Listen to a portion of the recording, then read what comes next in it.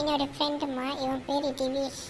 Hi தம்பி, வாங்க வீட்டுக்கு வாங்க. இருங்க நான் அம்மா சமைச்சிடுறேன், சாப்பிடுங்கண்ணா. அப்பாடா, எனக்கு ரொம்ப பசியாக இருக்கு, எனக்கு சாப்பாடு வேணும். நீ வா, நம்ம ரூமுக்கு போகலாம், நான் வீடு சுற்றி காட்டுறேன். அம்மா சமைச்சிட்டு கூப்பிடும், அப்போ நம்ம சாப்பிடலாம். இதுதான் என்னோட ரூமு. ரொம்ப நல்லா இருக்கு. பேய், நான் உங்கள்கிட்ட சொல்லிட்டேன், அழகாக குரல் நல்லா குரலாக பேசி, இனிமேல் பேய் குரலில் பேசாத, வீட்டில் யாராவது கேட்டுருவாங்க.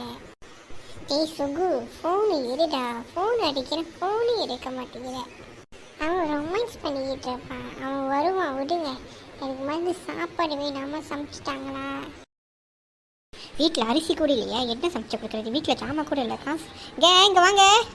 சொல்லு நளினி, என்ன சமைக்கிறது? வீட்டில் ஒரு ஜாமான் கூட இல்லை. பையன் வேறு வீட்டுக்கு வந்திருக்கான், அந்த பையனுக்கு வேறு சாப்பாடு கொடுக்கணும், பசிக்குதுன்றான். எடுக்கிற காசு அப்படி ஒட்டி காசாக போயிடுது. நாளைக்கு ஒரு சேவைக்காரன் வீட்டுக்கு வர வந்துடுவான், அதுக்கு வேறு நம்ம காசு பார்க்கணும்.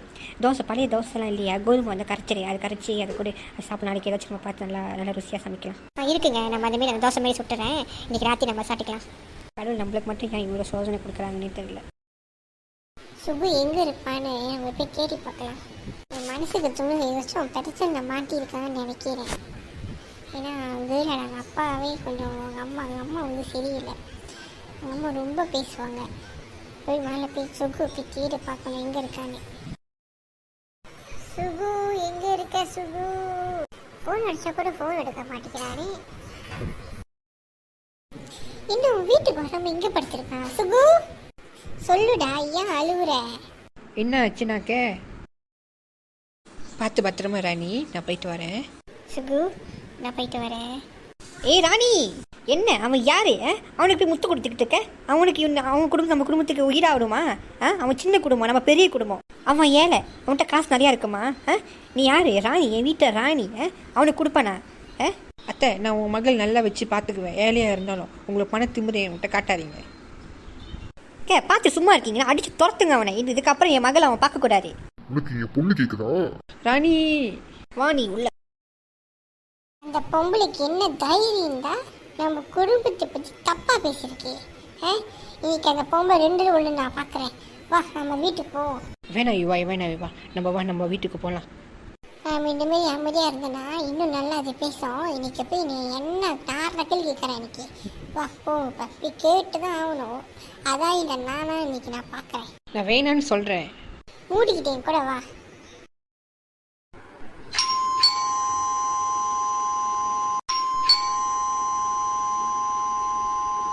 இது என்ன உன் வீட்டு காலிங் பில்லா? வீட்டில் போய் தட்டிலாடி உன் வீட்டில் காலிங் பில்லு இல்லை. ஏன் இங்கே தான் கிடச்சிதா அவன் தட்டனே? இதை பாருங்க, என் குடும்பத்தை பற்றி இழுத்துட்டுக்காதீங்க. அப்புறம் நான் உங்கள் குடும்பத்தை நல்லா கேள்வி கேட்டுருவேன். உங்கள் தாத்தா, உங்கள் பாட்டி, உங்கள் அப்பா, உங்கள் அம்மா எல்லாம் சேர்த்து. நீங்கள் பண திமிரில் ஆடுறீங்க. ஏழை பிள்ளைங்களுக்கு ஏழை குடும்பத்தை பற்றி தப்பாக பேசுறீங்க. இன்னொரு தடவை என் குடும்பத்தை பற்றி தப்பாக பேசுறது தெரிஞ்சது கொண்டுருவேன். எதுக்கு தினமும் சுகு வந்து அடித்து துரத்துனீங்க? அவன் என்ன உன் பொண்ணோட கூட்டிகிட்டு ஓடிட்டானா?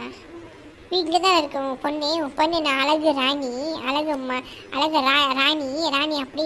உன் பொண்ணு அழகே இல்லை, நீயா கறி கொட்டமாக இருக்க. பொண்ணு நான் ஐஸ்வர்யாயி நினைப்பா. இவா போதும், இவா சண்டை போட வேணாம். இவா இவன் நம்ம இங்கிருந்து போகலாம்.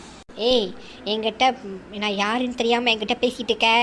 நான் யாருன்னு காட்டுறேன். முடிஞ்சா காட்டுறேன். நான் இங்கேயே இருக்கேன். காட்டி நான் பார்க்குறேன். எனக்கு பேய்ங்க நண்பர்கள்லாம் தெரியும். நான் பேய் எடுத்து உன் வீட்டில் ஓட்டி விட்றேன். உன் வீட்டில் ஏற்றி விட்றேன் பேயை.